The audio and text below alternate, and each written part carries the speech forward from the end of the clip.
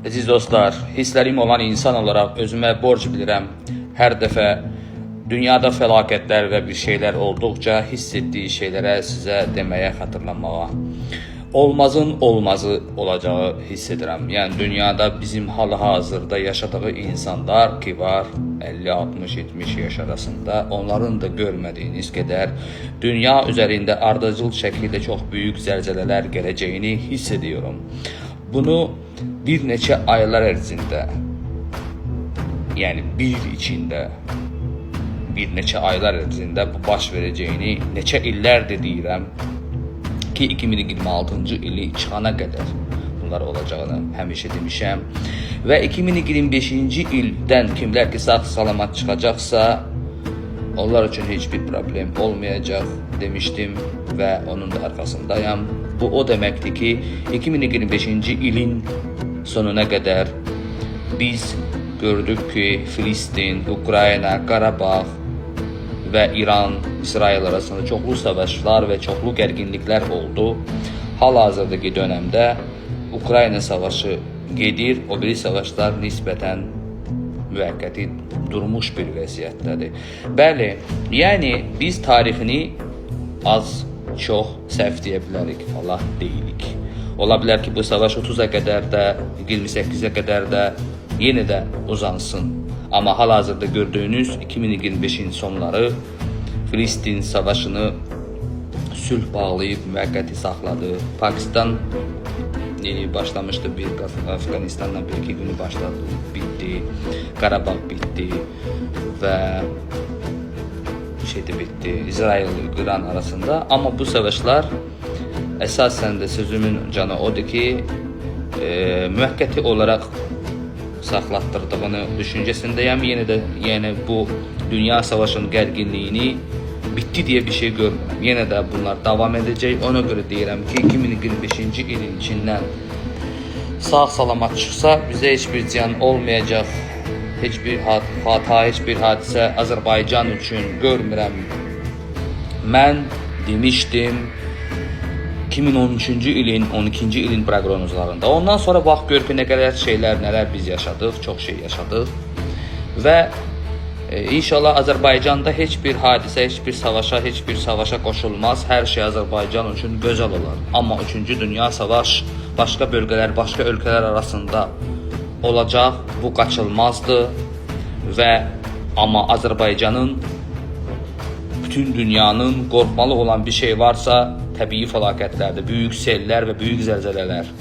Dünya üzərində bu yaxınlarda çox böyük sel suların və zəlzələlərin, bəzilər deyəcək ki, bunlar həmişə olur. Həmişə olduğundan 3-4 qat çox böyük insanlara, canına, malına ziyan verəcəyi qədər böyük sellər və çox böyük zəlzələlər dönəmi başlayacağını hiss ediyorum.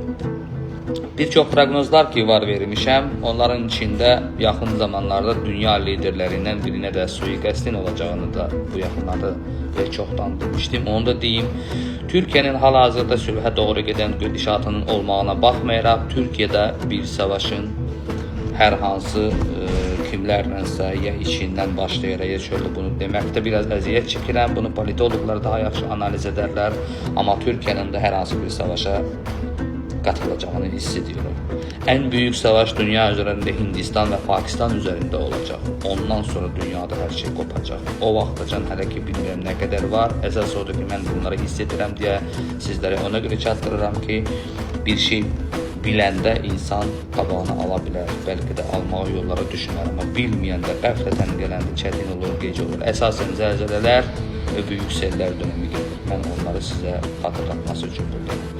Və habelə mənim adımdan bəzi saytlar açıblar. Bu kimi proqnozlar verirəm deyə. Ola bilər ki, kimlərsə özlərinə klient qazanaraq insanların cibinə girmək istəyirlər. Mənim online üzərində heç kim heç vaxt qəbul etməmişəm və etmirəm.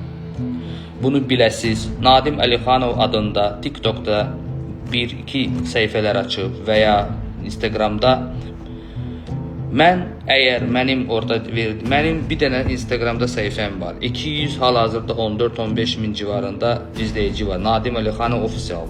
O da mənim səhifəm. Bir də TikTokda son dəqiqə xəbər portalı var. Orada paylaşırlar mənim proqnozları. Hansı ki, bu gördüyünüz. Qalan heç bir portallarda verdiyi, yazdığı insanlar nadiməm deyə inanma. Vəbşə də nadim onlaynda baxmır və heç iş də görmür onlayn üzərindən. Kim ki mənlə görüşüb iş gördürmək, danışmaq, baxmaq və ya hər hansı bir rəy, analiz istəyirsə o insanlar mənlə ancaq üzbəüz görüşür, üzbəüz olur. Başqa heç bir halda olmur. Ona görə aldanmayın və mənim torba tikmək istəyən və məndən istifadə eləmək istəyən insanlar proqnozları verdiyi üçün bunu mənə eləyə bilərlər. Ona görə də siz insanlar bilin və ehtiyatlı olun ki, heç bir səhifədə nadim onlayn qəbul eləmir. Buna əmin olaraq deyirəm, çünki mən görürəm mənim adımdan son zamanlar səhifələr açılır. Mənim keçmiş videoları götürür, paylaşır. Üstündə güya mən təmizlik işləri bacarıram, güya adam bu qədər qəbul edirəm, mən filan işlər. Heç bir şey mənə aid deyil. Ehtiyatlı olun. Mənlə, özünlə üzbəüz danışmadan heç kimə, heç yerdə inanmayın. Yaxşımı?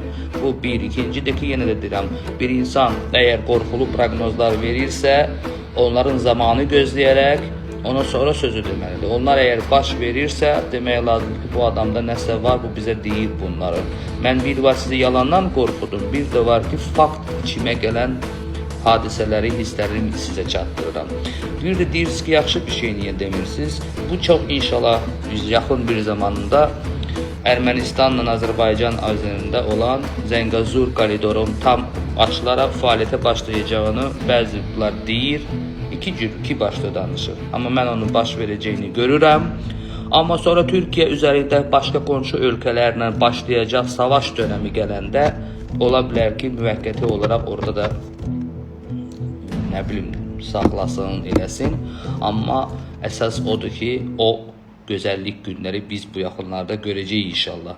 Amma yenə də başqa ölkələrində olan dünya savaşa gedən gedişatlardan xəbər verdim və əsasən də biz zəlzələdən və təbii fəlakət, sellərdən, sulardan qorumalıyıq və onun üçün nə bacarırıqsa onu etməliyik.